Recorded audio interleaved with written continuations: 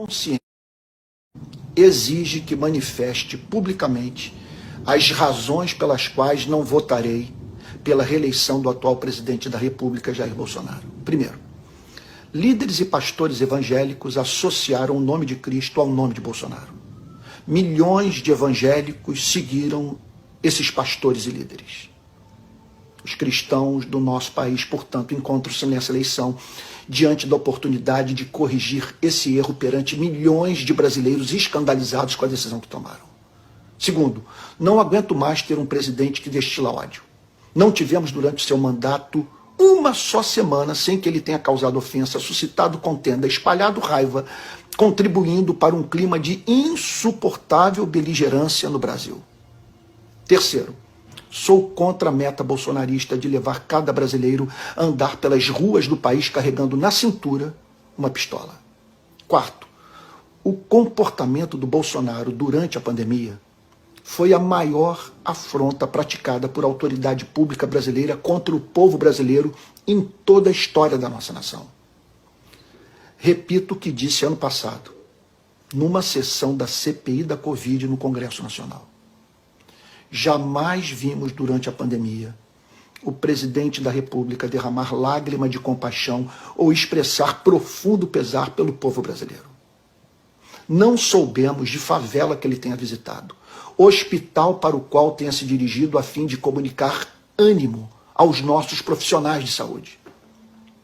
Para nossa perplexidade e revolta, o vimos apoiar manifestações públicas antidemocráticas que fomentaram aglomeração. Xingar jornalista, chamar o povo de marica, fazer deboche com os que agonizavam pela falta de ar, ser visto alegremente andando de jet ski no Lago Paranoá, em Brasília, prescrever remédios sem eficácia comprovada, combater o uso de máscara, menosprezar o distanciamento social, trivializar o poder letal do vírus. Meu quinto motivo tem a ver com o combate à corrupção.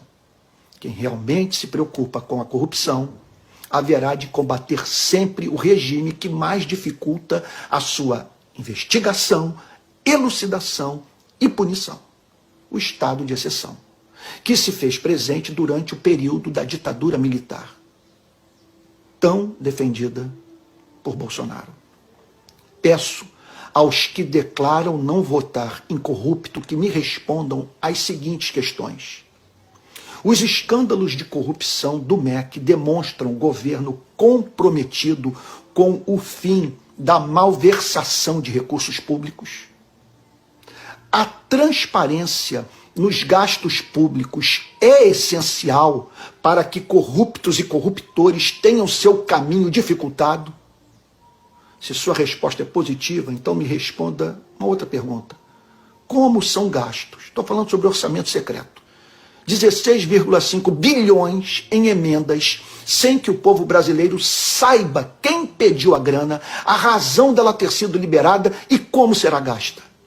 O que você tem a dizer sobre a tentativa de obstaculizar as investigações que atingem a sua família, a família do presidente? Estou falando sobre as rachadinhas e compra de imóveis com dinheiro em espécie.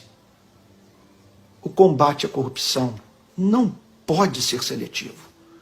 Sexto ponto, jamais darei meu voto a quem celebra a memória de torturador. Numa sessão do Congresso Nacional, Bolsonaro dedicou seu voto a favor do impeachment da presidente Dilma ao torturador da ditadura militar, ex-chefe do DOI-CODE, coronel Carlos Alberto Brilhante Ustra, morto em 2015. Para quem não sabe, Ustra foi condenado pela justiça por sequestro e tortura. Sétimo, Bolsonaro apoiou atos antidemocráticos nos quais manifestantes pediam fechamento do Supremo Tribunal Federal e do Congresso Nacional.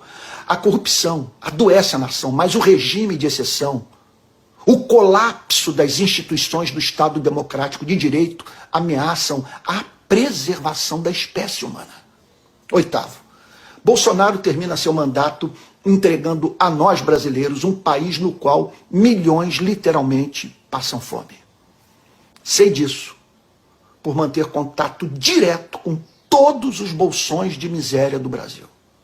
Nono, O fim do governo Bolsonaro representará o fim da relação promíscua entre o seu governo e as instituições que mais tiveram a sua imagem manchada pela aliança com o bolsonarismo: as Forças Armadas e a Igreja. Por fim, Bolsonaro usou a fé cristã. Foi batizado literalmente no Rio Jordão, frequentou templos, ofereceu cargos a pastores, mas jamais manifestou em seu comportamento aquilo que o apóstolo Paulo chama de fruto do Espírito: amor, alegria, paz, longanimidade, benignidade, bondade, fidelidade, mansidão, domínio próprio. Se não deixarmos claro que o seu comportamento é incompatível com o cristianismo, e por isso não votaremos nele, estaremos simplesmente dizendo ao mundo que a mensagem de Cristo não faz a mínima diferença para esse planeta de injustiça, desigualdade e guerra.